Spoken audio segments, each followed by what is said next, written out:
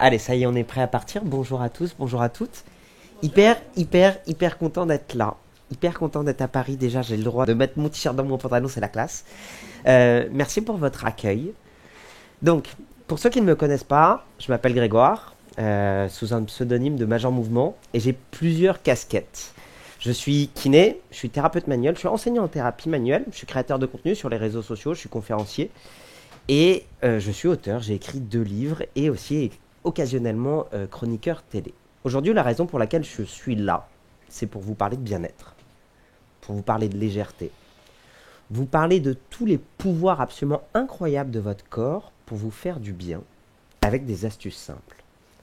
Ça va faire 13 ans que je suis kiné, et on m'a posé la question tout à l'heure à l'heure du déjeuner, pourquoi je me suis lancé sur les réseaux sociaux, et pour être tout à fait franc, c'est parti d'une pulsion assez égoïste. C'est que j'en avais marre de répéter toujours la même chose à mes patients. Et de voir que j'avais des gens qui vraiment ne se sentaient pas bien dans leur corps, mais quand je regardais est-ce qu'ils respectaient quelques fondamentaux de l'utilisation de leur corps, ils étaient complètement à côté de leur plaque. Donc moi, ce qui fait sens pour moi, c'est de revenir aux fondamentaux, revenir à ce qui nous fait du bien, et de construire sur cette base saine. C'est ça ce que je vais essayer de vous transmettre ensemble aujourd'hui. Et la première chose, c'est l'écoute, le contexte. Et là, qu'est-ce qui nous dit notre corps? Je viens de bouffer, je suis assis, j'ai des vieux réminiscences de mon cours, de mon prof des géo qui me parlait d'histoire dont j'avais plus rien à cirer, il fait chaud. Quand je vous dis le pouvoir phénoménal du corps humain, il passe d'abord par des choses simples qu'on ne fait pas. Moi, il y a un truc qui me fascine, c'est que si je vous disais qu'il était socialement admis de pouvoir s'intoxiquer plusieurs fois par jour, qu'il était socialement admis de pouvoir se réunir et se donner un produit les uns les autres qui peut nous donner le cancer, que ce produit-là nous donne une sale odeur qui nous tient toute la journée, mais que c'est cool, que ce produit-là nous coûte un bras, et que quand on commence à y toucher, on peut y être fortement addict tout au long de notre vie. Et que ce produit-là, même s'il est clairement connu comme étant toxique, il est socialement admis de le faire. Vous l'avez deviné, c'est la clope. Et à l'inverse, celui qui va prendre 30 secondes pour s'étirer, 30 secondes pour méditer, il va passer pour un blaireau. Je ne comprends pas ce mystère. À quel moment c'est devenu cool de se faire du mal, et à quel moment, quand on se fait du bien, on passe pour un ayatollah. La littérature scientifique est formelle. On a plus de 12 000 études sur la méditation, qui diminue le risque de pathologie cardiovasculaire, qui diminue le risque de dépression, qui diminue l'incidence de la douleur chronique. On a mis plus de 50 000 études sur les bienfaits du sport. Et pourtant, si vous voyez quelqu'un méditer, si vous voyez quelqu'un faire du sport, il va passer pour un blaireau. Mon job à moi, c'est ça. C'est de pointer du doigt tout ce qui ne va pas dans notre société et qu'on est tous là en train de se dire « Ah, je comprends pas, j'ai pas trop le moral, j'ai vraiment l'impression de passer à côté de ma vie et je sais pas ce qui se passe. » Et de se dire « En fait, on a des astuces simples, il suffit juste de les mettre en place. » Et le paradoxe de ces astuces simples, c'est qu'elles sont parfois tellement simples qu'on n'y croit même pas. Alors, question simple. C'est quand la dernière fois que vous vous êtes fait masser? Ce week-end? Yes!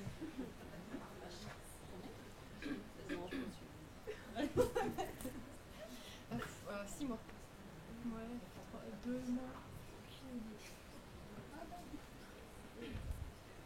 Ça fait longtemps, hein? Ok. Autre question. C'est quand la dernière fois que vous avez médité?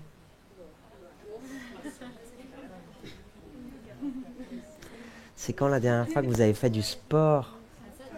Ah!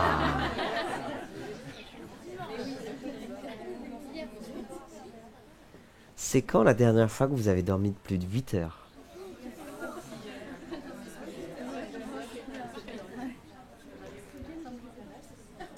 C'est quand la dernière fois que vous avez passé 15 jours sans alcool?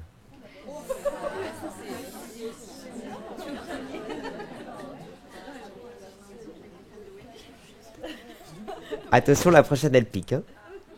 C'est quand la dernière fois que vous avez passé 24 heures sans écran?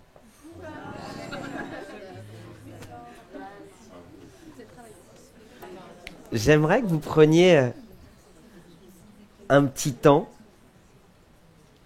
Vous prenez l'élément que vous voulez dans la liste que j'ai évoquée. Le sport, le massage, la méditation, les 8 heures de sommeil, l'absence d'alcool, l'absence d'écran. Ok. Vous prenez celui que vous voulez et vous allez essayer de vous remettre dans l'état émotionnel et physique dans lequel vous étiez après ça. J'aimerais que vous preniez 2-3 temps pour vous dire, tiens, est-ce que je me sentais vraiment bien à ce moment-là? Surtout après le 24 heures sans écran. Ça fait du bien, hein? Après une bonne séance de sport, après une bonne nuit de sommeil. Et vous vous rendez compte qu'en fait, qu'une bonne partie parfois de nos mal-être physiques et ou émotionnels, parfois c'est juste qu'en fait, on ne coche pas beaucoup de cases de base du bien-être. Est-ce que vous faites 8 heures de sommeil régulièrement par nuit? Est-ce que vous faites du sport? Est-ce que vous avez un apport protéique suffisamment dans votre nourriture? La protéine vient d'où, vous savez? D'où viennent les protéines? Dans quel aliment on prend les protéines? Viande, les légumineuses, les poissons, les œufs. Vous m'avez tout dit, hein, quasiment. Le soja, le skyr, les produits laitiers de manière générale. Des sels minéraux. Donc ça, ce serait l'apport quotidien. De la méditation. Le sport, on pourrait même y inclure en termes de pratique hebdomadaire. Vous savez quelles sont les recommandations de l'OMS, donc l'Organisation mondiale de la santé, pour le nombre de sports d'heures recommandées par semaine? Toi, tu as vu mon Major Challenge. Merci. C'est ça? Ouais. C'est 3 heures intenses ou 5 heures modérées. Pour vous donner un ordre d'idée, c'est quoi le sport intense? Excusez-moi pour ce que je vais vous dire. Du sport intense, c'est comme une bonne baise. C'est quand vous êtes là, à la fin, vous êtes... Je sais pas ce qui s'est passé, tout mon cœur m'envoie que c'était cool, et j'ai qu'une envie, c'est à la fois que ça s'arrête et que ça recommence. J'avais prévenu, j'avais dit, excusez-moi pour ce que je veux dire. Sinon, si tu préfères, t'as les 5 heures modérées. Chacun son rythme, c'est beaucoup plus cool.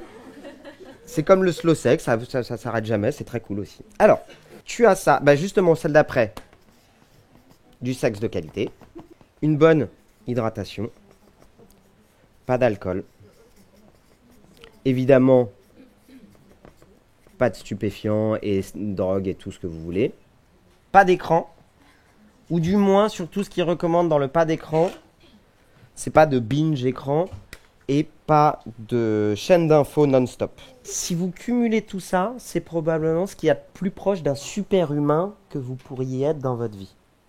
En gros, atteindre le maximum de vos capacités. Ah oui, j'ai un dernier truc. Vous savez, là, ce qu'on dit souvent en dev perso.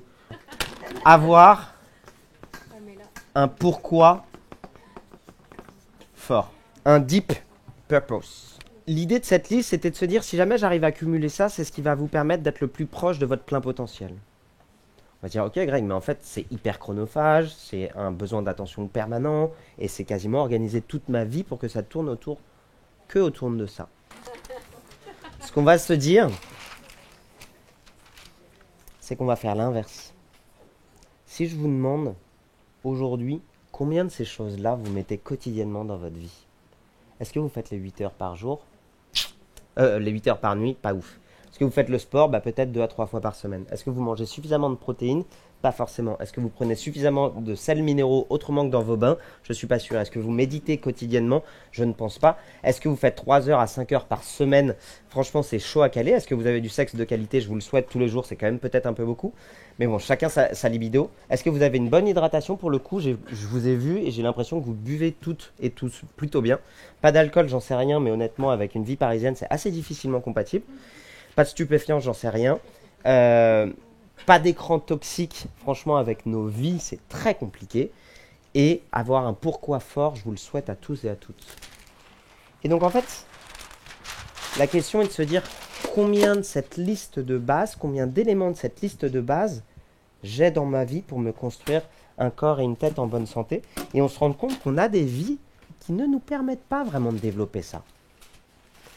Pire, non seulement on a des vies qui ne nous permettent pas de développer ça, mais c'est surtout on a beaucoup de stimuli qui nous amènent vers autre chose. Beaucoup de stimuli qui nous amènent vers d'autres choses qui ne sont pas forcément bonnes pour notre santé, mais qui nous font croire que c'est bon pour notre santé. Et l'idée, c'est ça. C'est de redevenir acteur sur « je m'écoute », qu'est-ce qui me fait du bien à moi. Même si au départ, ça peut avoir un coût énergétique qui est plus important, parce que ça me demande un effort qui est plus important, en fait, un épisode de plus de Netflix ne vous rendra pas plus heureux. Une demi-heure de scrolling en plus sur Instagram ne vous rendra pas plus heureux. 1h30 de TikTok non plus. Maintenant, on a des moyens assez simples de revenir à des choses plus simples.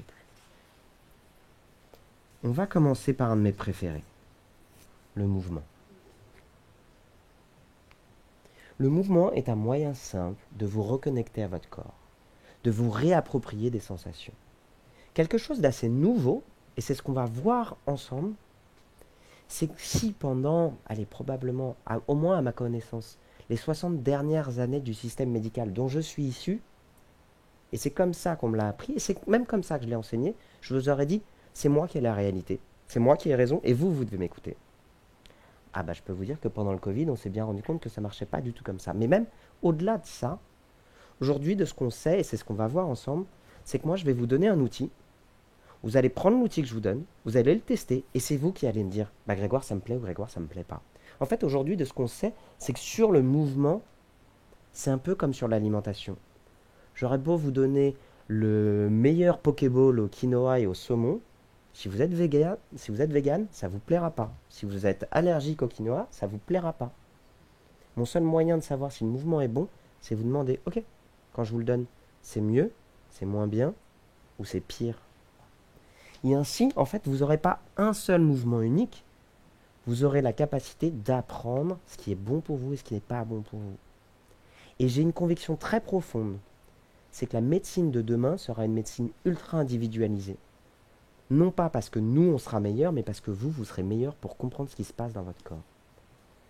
Il y a un petit paramètre à prendre en compte là-dedans, c'est la notion de cycle. Encore plus pour vous, mesdames, mais c'est de comprendre plusieurs choses. Le cycle, il va se faire à l'échelle du micro et du macro. À l'échelle du macro, vous n'êtes pas le même à 20 ans, qu'à 30 ans, qu'à 40 ans, qu'à 50 ans. Et d'accepter qu'il n'y aura pas de retour en arrière. Maintenant, l'évolution ne veut pas dire que ce sera moins bien. Ça veut juste dire que vous n'allez plus répondre aux mêmes logiques. Pour faire très simple, moi je suis à un moment charnière de mon cycle. J'étais à un moment donné où mon corps me permettait de faire beaucoup de sport sans trop me poser de questions. Ah, maintenant je me rends compte que si je me prépare pas bien, si je bouffe pas bien, si je dors pas bien, quand je fais du sport, j'ai des douleurs. Ok, bah je commence à rentrer vers le cycle des 35-40. Là où vous vous rappelez, quand on avait 22, 23 ans, on pouvait faire un foot le lundi et un volley le mardi, et du saut à la perche le mercredi, avoir zéro douleur. Vous faites ça à 35 ans, vous finissez, vous êtes blessé de partout. Donc en fait, on a un cycle. Donc ça, c'est le cycle macro. Et puis évidemment, on a le cycle micro. Ces cycles micro, on a évidemment le cycle menstruel, que vous connaissez beaucoup mieux que moi, mais on a aussi le cycle quotidien. Vous n'êtes pas la même personne à 9h qu'à midi, qu'à 16h et qu'à 18h. Et heureusement, en fait. Donc de comprendre qu'au sein de ces mouvements-là, et globalement, ça vaut aussi pour l'alimentation, et ça vaut pour beaucoup, beaucoup de choses, en fonction du moment de la journée, au moment du mois, au moment de l'année, au moment de la décennie, vous n'allez pas le recevoir de la même manière. Et c'est probablement ce qui manque aujourd'hui, c'est qu'on a encore ce vieux fantasme d'une solution unique qui conviendrait à tout le monde et qui lisse complètement notre individualité. Et c'est le paradoxe de notre société aujourd'hui. On a une société qui est en train de pousser à fond pour avoir une vraie identité individuelle, et d'un autre côté, on veut une réponse qui irait à tout le monde. Ça ne convient pas. Ça, c'était pour le moment pour vous montrer un peu le contexte de toutes les solutions que je vais pouvoir vous apporter. Je vous propose un mouvement qu'on va pouvoir faire ensemble, qui est hyper simple. Le premier mouvement que je vais vous proposer, vous allez venir mettre la main sous la fesse opposée, de manière à abaisser mon moignon de l'épaule. La main vient chercher au-dessus de l'oreille du côté où j'ai l'épaule abaissée. Et je vais venir chercher l'inclinaison de ma tête. Vous allez sentir que ça tire au niveau du trapèze. Tu te fais un petit lifting en même temps? Je peux? Là, tu vas venir abaisser l'épaule et ouvrir. Je peux? Je peux? Je peux? Ah, ça fait du bien. On tient 30 secondes. Je peux? Super. Vous faites 30 secondes. Et l'astuce, c'est vraiment d'imaginer votre omoplate qui descend. L'omoplate, c'est l'os dans le haut du dos. Et qui se rapproche de votre colonne vertébrale. 30 secondes. D'un côté. Et 30 secondes de l'autre.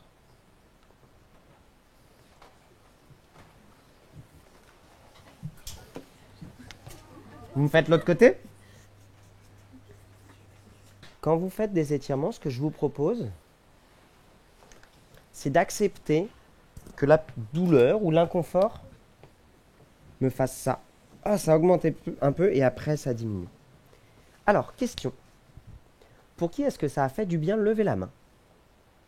Ok, super, merci. J'ai pété tout le monde. Ok. Pour qui ça a été uniquement douloureux? Ouais. Ça dépendait d'un côté? Ok, très bien. Et pour qui ça n'a rien changé du tout? Qui s'est endormi pendant l'étirement?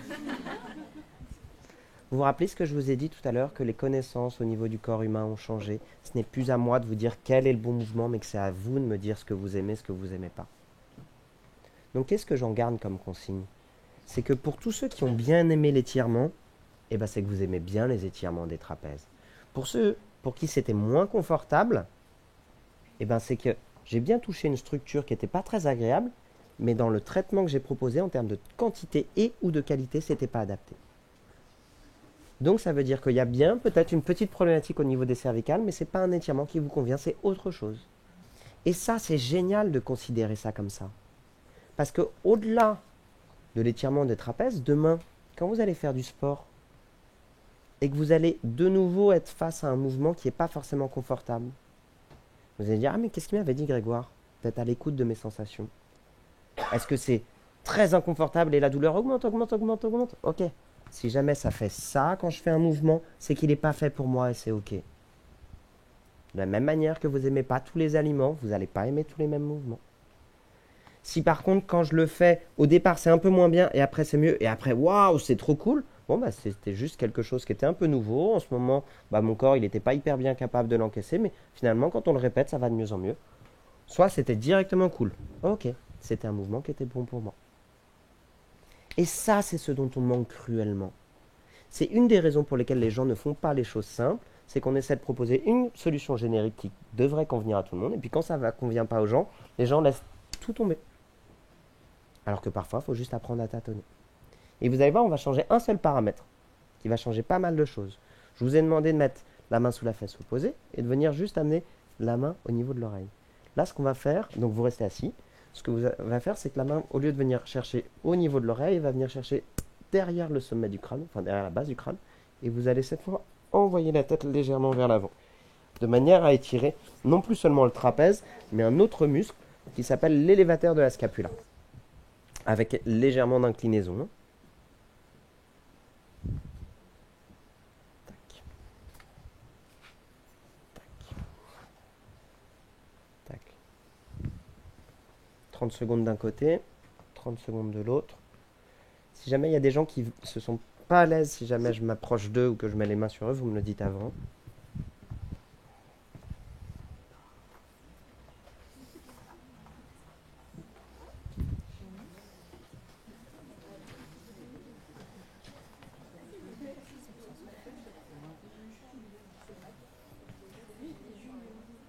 Vous sentez la différence?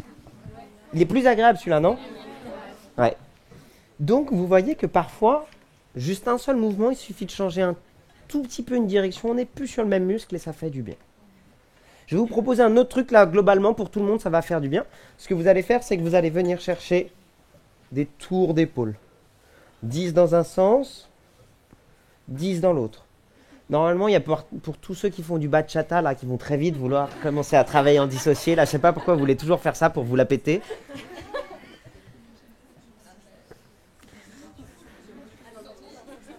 Voilà. Ça, c'est hyper intéressant, justement, parce que c'est discret, vous pouvez le faire au travail. Ah, au fait, si vous n'aviez pas compris, le but de la conférence, c'est que je vous donne des outils que vous pouvez mettre en place tranquillement au bureau, dans les transports en commun, pour détendre votre corps. Faire en sorte d'amener du mouvement facilement dans votre quotidien, pour que vous puissiez vous sentir bien dans votre corps. Comme je sens qu'il y a des amateurs de foot par ici, on va faire amorti poitrine et arrondine la poitrine. Là, ce qu'on va faire, c'est tout simplement mobiliser la chaîne thoracique. Alors, boum, boum, boum, boum. C'est bien, tu me dis quand tu commences le mouvement. Il y a des petits problèmes de motricité là, pareil. Ça, c'est super. Ça, c'est bien. Ce qu'on est venu travailler, on est venu travailler deux structures. Est-ce que parmi vous, il y en a certains qui ont parfois cette sensation de se sentir un peu voûté, un peu courbé en avant, et qui se disent c'est pas très joli, et quand je me regarde des photos de moi sur le profil, j'ai l'impression que c'est quelqu'un d'autre. Ça parle ou pas? Bon. Alors, j'ai une bonne et une mauvaise nouvelle là-dessus. La mauvaise nouvelle, c'est que ça n'est pas la cause de votre mal de dos. Si vous avez mal, en fait c'est une bonne nouvelle. J'ai voulu avoir un effet de surprise, genre ah non, en fait non, j'ai une bonne nouvelle et une bonne nouvelle là-dessus. La bonne nouvelle, c'est que contrairement aux idées reçues, ça n'est pas ce qui fait mal au dos, ce n'est pas ce qui va faire mal au dos demain. On l'a longtemps véhiculé, tiens-toi droit, si tu ne tiens pas droit, t'auras mal au dos, ça va tasser tes vertèbres et ainsi de suite. C'est faux. Mais genre vraiment c'est faux, c'est faux, c'est faux. Les seules personnes qui sont convaincues que ça, c'est ceux qui vont vouloir vous vendre des t-shirts posturaux à 200 balles. Vous n'avez pas besoin de ça. Le dos est fait pour bouger. Et en effet, quand on a un métier qui est sédentaire, qui fait qu'on ne bouge pas beaucoup et qu'on est 8 heures par jour dans la même position, on va aller dans la position qui est la plus confortable pour nous. Et la position qui est la plus confortable pour nous, c'est plutôt vers l'avant. Comment est-ce qu'on fait pour casser cette posture-là? Eh bien, le meilleur moyen, c'est de faire du sport. Faire les mouvements que je vous ai fait faire sont juste des moyens pour reconnecter du cerveau à du muscle et pour avoir facilement du mouvement. Mais ce n'est pas suffisant pour pouvoir redresser sa posture. Donc, d'un point de vue esthétique, si jamais vous voulez vous tenir plus droite, je vous encourage à faire du sport. Certains sports favorisent la posture plutôt en arrière. Le yoga, la danse, la natation, le crossfit, du cheval. D'autres sports, à l'inverse, vont plutôt tendance à avoir nous voûter. Le judo, la boxe, certaines formes de natation, la musculation, où on fait que la chaîne antérieure. Aujourd'hui, quand on a cette position-là, il y a deux raisons qui peuvent faire qu'on a cette position-là. La première, c'est soit mes omoplates qui partent vers l'avant. L'omoplate, d'accord? Là, c'est juste mon bras qui fait ça. Tu vois pas? Ah bah, 12 ans d'anatomie. Donc, soit, regardez, quand je me tiens droit, j'ai juste mes deux omoplates qui partent vers l'avant. Mon dos n'a pas bougé, mais ce sont mes omoplates qui partent vers l'avant. Et en effet, chez ces gens-là, il suffit juste que je ramène les omoplates pour me rester plus droite. Donc, j'ai une bonne réductibilité de ça. Pour pouvoir récupérer ces mouvements-là, eh ben, je vais par exemple faire des mouvements qui vont serrer mes omoplates, qu'on retrouve beaucoup dans la danse, beaucoup dans le yoga, dans le pilate aussi évidemment. La première chose, eh ben, justement, c'est plutôt apprendre à décomposer les mouvements d'omoplate sur ce que je vous ai fait faire. Le deuxième chose que je vous ai fait faire, amorti poitrine et bomber la poitrine, c'est plus les omoplates qui bougent. C'est mon dos, c'est mon rachis. Maintenant, je vous montre un truc assez intéressant. Comment bouge mon dos? Mon dos, il est en S et c'est tout à fait normal. Il n'est pas censé être droit. Il est en creux au niveau des cervicales, en bosse au niveau des thorax et en creux au niveau des lombaires et de nouveau en bosse au niveau du pubis. On alterne au niveau des creux des zones de mobilité cervicale qui ont pour but d'orienter mon regard dans l'espace, mobilité pelvienne pour la danse, principalement le bachata, et des zones de protection, des zones qui bougent peu, la zone thoracique, qui protège quand même deux organes essentiels, le cœur et les poumons, c'est pratique pour vivre, et nos parties génitales au niveau du pubis. Donc en fait, les zones de creux bougent beaucoup, les zones de bosse bougent assez peu. Donc c'est pour ça que finalement, si j'ai cette tendance à me courber au niveau thoracique, je vais avoir peu d'amplitude pour me redresser. Et donc c'est pour ça que ça peut être intéressant, comme je vous l'ai montré, de régulièrement, quand je suis au travail, visiter ces amplitudes-là, pour que demain, quand je vais aller faire ma pratique sportive, tout simplement pour que mon corps soit capable de réduire cette petite bosse et que je sois capable de la récupérer. Donc, le mouvement amorti poitrine et dos bombé me permet de gagner en amplitude au niveau du dos. Il y a un autre mouvement qui permet de l'avoir, ceux qui font du yoga le connaissent assez bien, qui permet de viser cette région-là. La vache, exactement, qui m'a dit ça? Super! Le quatre-côts, qu'on appelle aussi la vache, où on est à quatre pattes, et vous imaginez, je suis à quatre pattes, et je fais dos rond, dos creux, dos rond, dos creux. Donc, ça, c'est hyper cool. Je vous ai montré, on bouge les cervicales, on bouge les omoplates, on bouge les thoraciques. Ma région préférée, c'est aussi celle que j'ai le plus au cabinet, c'est les lombaires. Les lombaires, comment ça bouge? Les lombaires bougent dans 6 directions. Ce que vous connaissez bien, ça bouge vers l'avant. Ce que vous connaissez un peu moins bien, ça bouge vers l'arrière. Ça bouge à gauche, à droite et en rotation.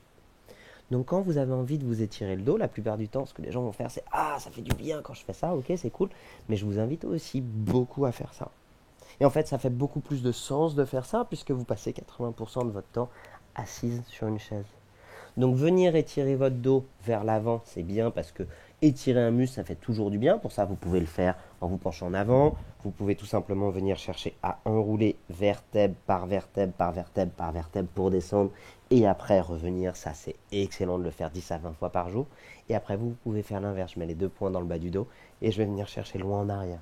Ça c'est excellent. Je vous ai montré 2 directions. Vous avez forcément aussi l'autre côté. Donc là, ce que vous pouvez faire, c'est venir chercher le bassin sur le côté. Et je vais venir m'ouvrir pour étirer tous les flancs. Ça, vous pouvez le faire 30 secondes à droite, 30 secondes à gauche. La rotation, je peux vous la montrer. En vrai, souvent, je vous vois le faire au boulot. C'est quelque chose que vous faites assez spontanément. Parfois même, vous pouvez le faire trop. C'est-à-dire que vous venez chercher celui-là parce qu'il étire bien et ça fait craquer le dos. Quand on fait craquer une articulation, on doit faire péter, je veux pas... Voilà. Donc, qu'est-ce qui craque quand on fait craquer? La circulation du sang? Non, sinon ça causerait une hémorragie interne. Ce sont des bulles d'air au niveau des articulations. En effet, au niveau de chaque articulation, on a des échanges liquidiens et on a aussi des micro-bulles de gaz. Et donc ces bulles de gaz, comme quand vous ouvrez une canette, ça pète, ce qui est normal.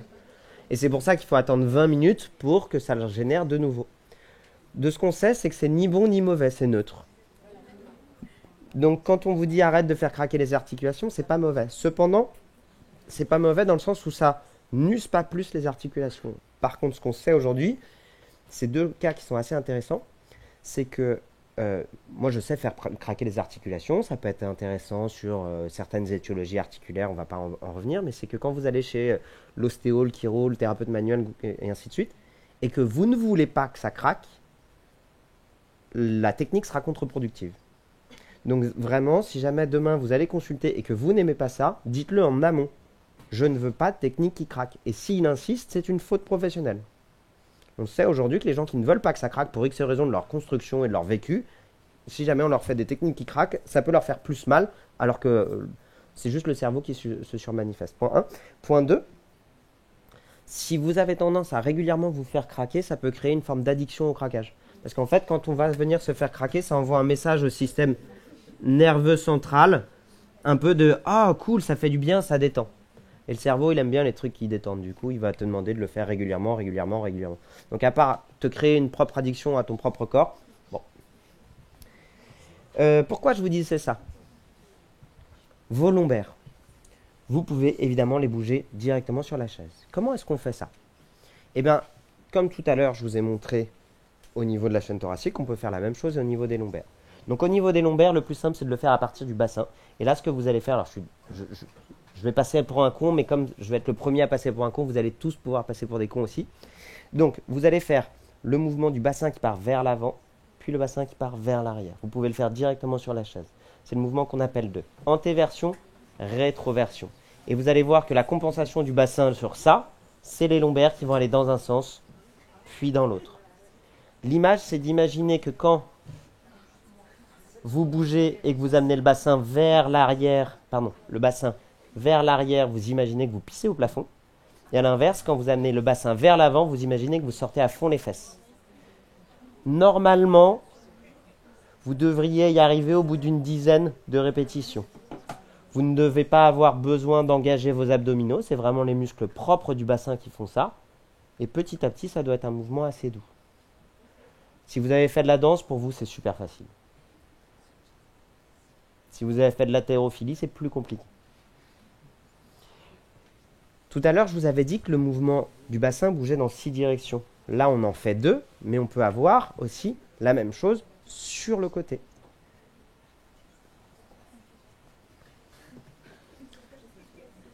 Ça, c'est assez facile. Et vous en avez un autre qui marche assez bien. Ce que vous allez faire, c'est de l'inclinaison. Ça marche assez bien. On va rajouter pour la prochaine. Donc, on va venir chercher gauche-droite. Et une fois qu'on a ça, on peut venir chercher tous les mouvements combinés. Et ça détend. Vous pouvez le faire assis. Là, vous allez rouler sur les fesses et vous pouvez le faire debout. 10 dans un sens, 10 dans l'autre. Vous vous rappelez, je vous avais dit tout à l'heure que le problème des solutions simples, c'est qu'elles paraissent tellement simples qu'on n'y croit pas. Et comme on n'y croit pas, on les fait ça. On ne les fait pas. Donc, ce qu'on essaie de mettre en place aujourd'hui, c'est de comprendre que ces mouvements simples, non seulement peuvent me faire du bien à un instant T, ok, j'engramme que ça me fait du bien et je peux facilement faire du bien au niveau de mon dos, mais surtout, ce sont des super bons mouvements de prévention. En vrai, et là c'est la partie un peu moins drôle, mais moi c'est celle qui me fascine parce que c'est ce que je croise tous les jours en cabinet, c'est que le mal de dos évolue favorablement et spontanément dans l'immense partie des cas. En gros, je suis désolé de vous le dire, on aura tous mal au dos à un moment donné de notre vie. Ce qui fait que le mal de dos, c'est le mal du siècle, c'est nous. C'est tout ce qu'il y a autour du mal de dos. C'est toutes les sales histoires qu'on raconte et ainsi de suite. Les mal de dos compliqués, c'est rare, ça arrive, mais on sait très bien les identifier. La plupart d'entre vous, ce qui va se passer, c'est que si jamais un jour vous avez mal au dos, on va vous dire on ne sait pas bien pourquoi. Ou alors, on a vu un truc, mais on ne sait pas vraiment si c'est ça du style. On va vous dire ah mais il y a ton psoas qui est trop court, il y a ton bassin qui est décalé, t'as ta sacro-iliaque qui couine un peu, t'as une petite sciatique. Bref, en gros, globalement, rien qui ne puisse être amélioré par du mouvement. Que quand vous avez un bon mouvement au niveau du dos, une bonne connaissance de votre corps, que c'est ok de temps en temps d'avoir des petits mouvements assez inconfortables, que c'est ok de temps en temps d'avoir des petits messages de douleur, que j'essaye un maximum de coller à ma liste d'éléments du bien-être du quotidien, et que quand j'ai des petites douleurs, je peux bouger et que j'ai identifié des mouvements qui me font du bien, globalement, je mets dans ma poche des trucs qui me font du bien, et globalement, plus je mets dans ma poche des trucs qui me font du bien, plus je vais me sentir bien. J'accepte d'avoir le côté cyclique, j'accepte d'avoir des hauts et des bas dans ma vie. Globalement, quand malheureusement je vais avoir soit des gros hauts, soit des gros bas, c'est souvent là où les merdes s'accumulent. Et quand je suis dans mes gros hauts, c'est là où j'en profite. Et je suis plein de reconnaissance et plein de gratitude de tout ce qui m'arrive. Et à l'inverse, quand je suis vraiment dans la merde, je suis content d'avoir emmagasiné suffisamment d'énergie à ce moment-là pour me dire je suis prêt à encaisser ça dans la gueule.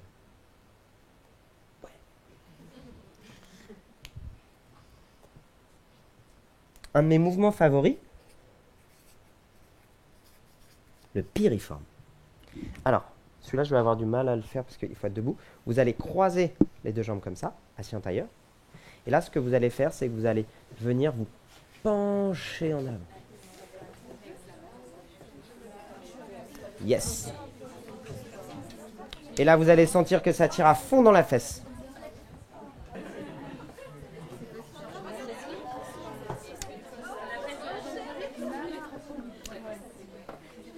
« 30 secondes à droite, 30 secondes à gauche, prenez votre temps. » Ah. Si jamais vous sentez que ça fait rien, ce que je vous invite à faire, c'est à creuser les lombaires, vraiment, et à vous pencher loin. Plus vous creusez les lombaires, plus ça va tirer. Si jamais ça vous tire pas, c'est pas très grave, c'est que vous êtes bien souple, ou alors c'est que vous êtes trop proche de la personne qui est devant vous qui vous empêche de vous pencher en avant. Ça, c'est pour étirer les fessiers. Pour ceux et celles qui ont parfois des petites sciatiques, des petites douleurs dans la fesse, celui-là est très efficace.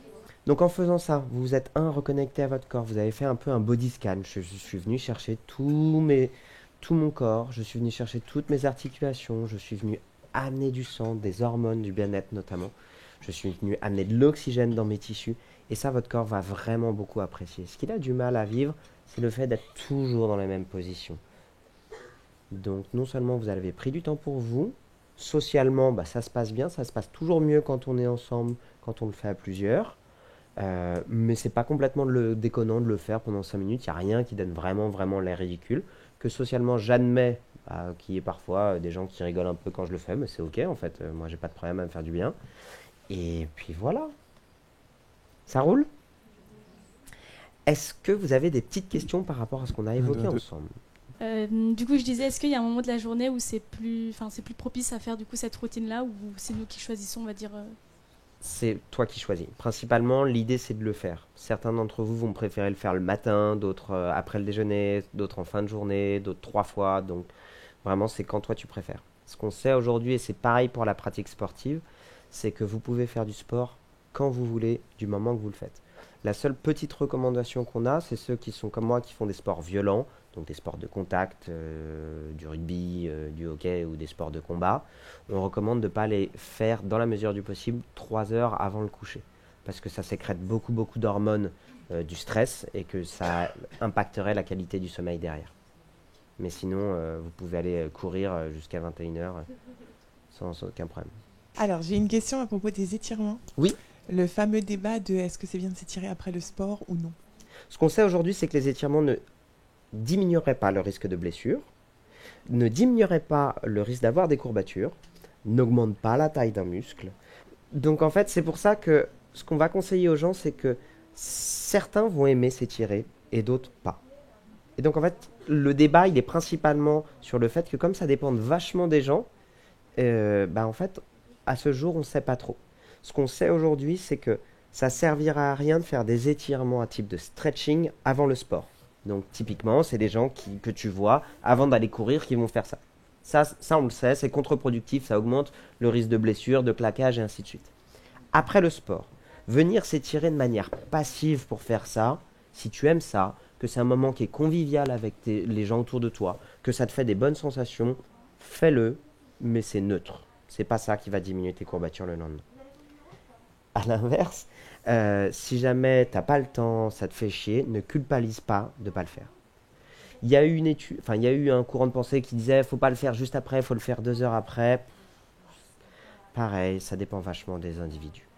Donc c'est un faux débat parce que en gros, fais comme tu le sens. Et du coup, pour quelle raison on nous l'a dit auparavant? Parce qu'on nous l'a longtemps dit quand même. Et là, on nous dit. De la même manière que tu sais que jusqu'en 1998, c'était pas obligatoire de faire de l'anesthésie sur les enfants quand on les opérait. En fait, il y a beaucoup de données médicales qui évoluent avec nos connaissances. Alors, on mettait de l'anesthésie quand même, hein. Il n'y avait pas de texte de loi qui disait qu'il était obligé d'anesthésier des enfants quand on les opérait. Donc, en fait, il y a beaucoup de données médicales qui évoluent. Je crois que le piège dans lequel il ne faut pas tomber, c'est de comprendre qu'on a envoyé des mecs dans l'espace avant d'avoir Internet. On a envoyé des mecs sur la Lune avant de comprendre comment soigner une hernie discale et que même encore aujourd'hui, une tendinite, on ne sait pas bien comment ça fonctionne, on ne sait pas comment ça arrive. Et moi, c'est vraiment passionnant parce que les gens, parce qu'on est en 2023, qu'on a des réponses extrêmement complexes à des événements extrêmement complexes, on a parfois du mal à admettre qu'il y a des choses dans notre corps qu'on ne maîtrise pas bien, y compris des choses simples, qui paraissent simples, mais qui sont probablement plus compliquées. Moi, je trouve ça fascinant parce qu'en fait, c'est ce qui fait que notre discours, il change en permanence. Mais ce qui est difficile pour le grand public, c'est de se dire, putain, on m'a dit vert il y a 5 ans, on me dit bleu aujourd'hui, et ça se trouve, dans 3 ans, ce sera jaune. Ouais, probablement. Désolé. J'avais une autre question, ouais? Sur les étirements? Mais là, du coup, c'est sur l'échauffement. Ouais. Combien devrait durer un échauffement?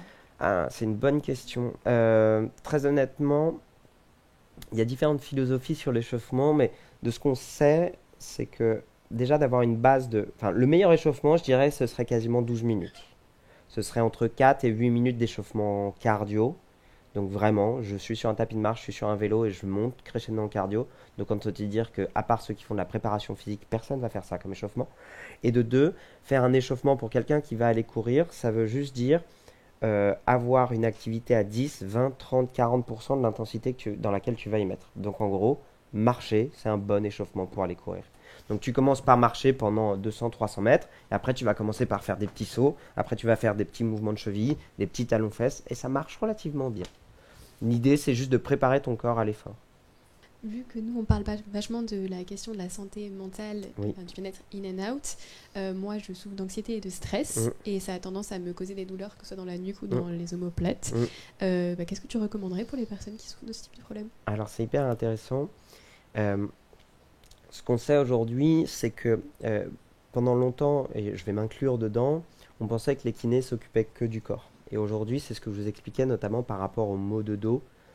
Le corps peut cicatriser, mais si jamais le cerveau, lui, ne continue d'être marqué, pour des raisons qu'elles soient physiques, qu'elles soient émotionnelles, qu'elles soient même parfois génétiques, je peux continuer à avoir un message douloureux.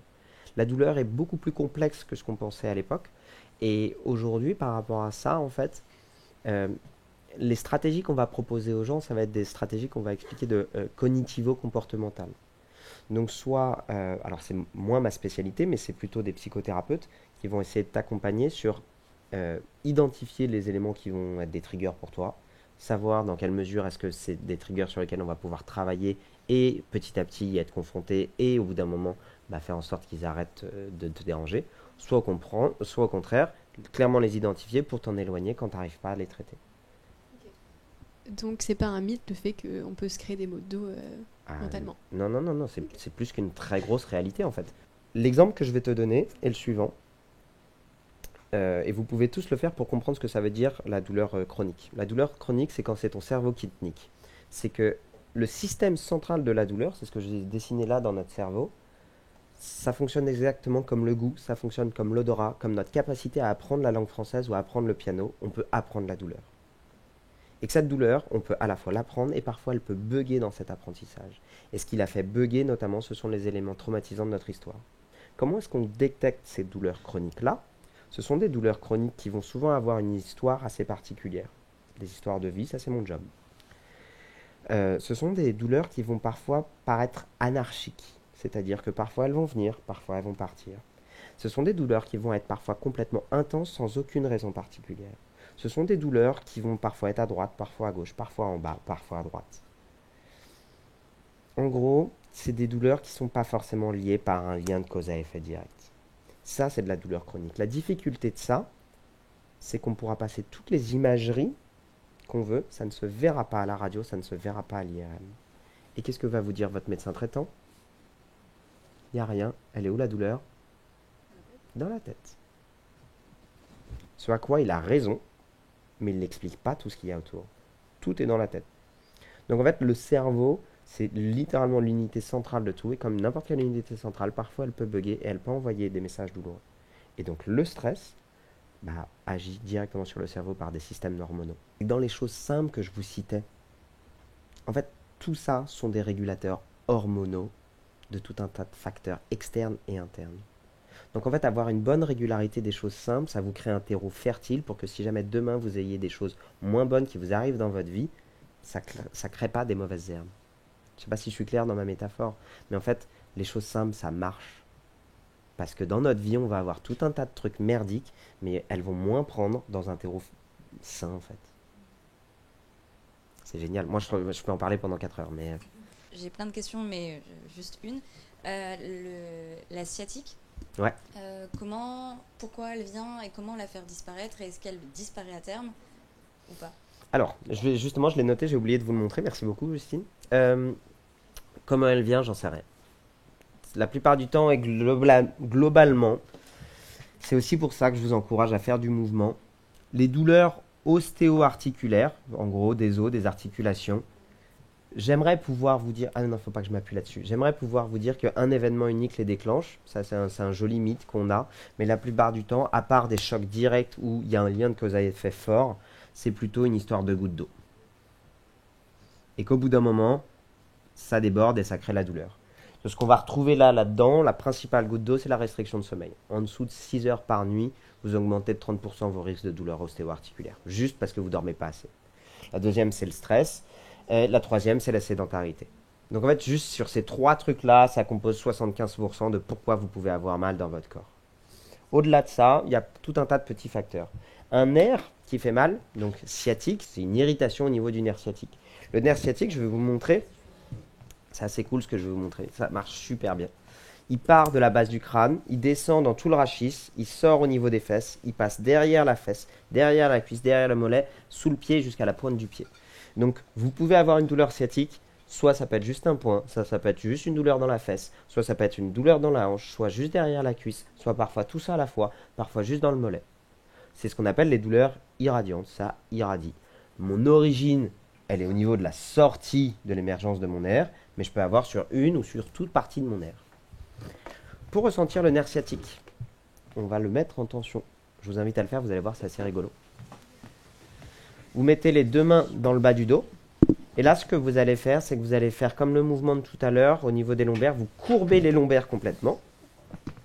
Là, vous enroulez la tête. Et là, ce que vous allez faire, c'est que vous allez faire comme si vous vouliez regarder entre vos 2 jambes. Je tends le genou et je ramène la pointe de pied. Et là, normalement, vous devriez ressentir derrière la fesse, dans le mollet et ou dans la jambe. Si jamais ça ne le fait pas à droite, reposez la jambe droite et faites-le à gauche. Il est normal d'avoir peut-être un côté ou 2 qui tire plus que l'autre. Si vous avez trouvé le côté qui tire le plus, vous ramenez seulement les cervicales en arrière et ça doit arrêter de tirer.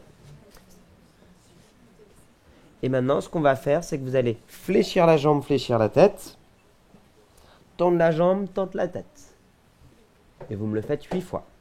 Flexion de jambe, flexion de tête. Extension de jambe, extension de tête. 1,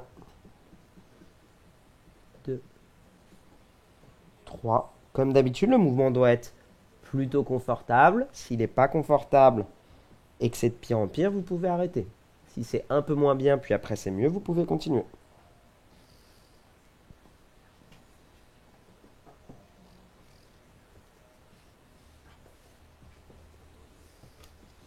Ça t'aime pas trop. Donc ça, ce sont des mouvements qui vont avoir pour but de faire coulisser les nerfs. Les nerfs, comme n'importe quelle structure du corps humain, peuvent parfois envoyer un message douloureux. Autant les muscles aiment bien être étirés, un nerf n'aime pas être étiré.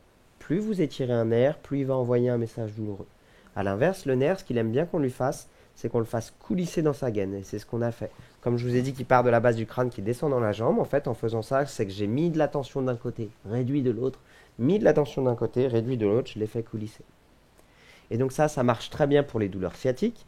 J'ai aussi un autre mouvement, je vous montrerai peut-être à une autre occasion, vous le retrouverez sur ma chaîne YouTube, pour le nerf crural. Et c'est aussi des mouvements, et ça vous concerne beaucoup plus, mesdames, c'est les douleurs irradiantes au niveau du membre supérieur. Donc pour ceux qui ont régulièrement des douleurs dans les trapèzes, épaules, bras, triceps, coudes, externes, internes, poignets et pouces.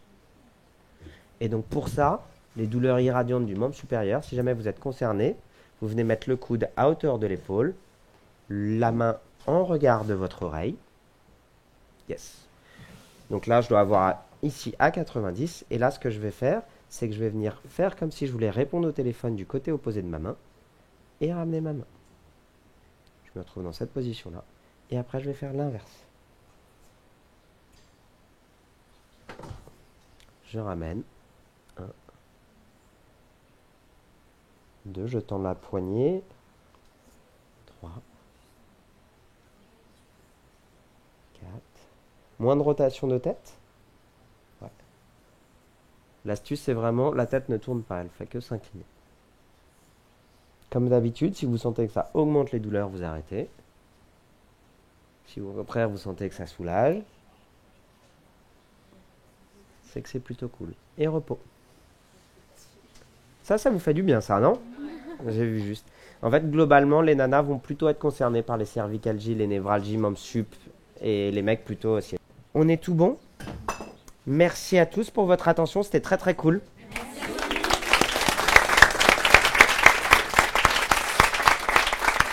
Merci à l'Occitane pour sa confiance, j'ai passé un super moment, vous étiez une super équipe pleine de légèreté. Je vous souhaite beaucoup de chance pour ce lancement de gamme, ça va être top. On retient pas le nom de l'artichaut, mais on retient le nom de l'artichaut. Et écoutez, c'était vraiment trop cool. On pourra retrouver une partie de cette conférence normalement sur mes réseaux. Merci beaucoup.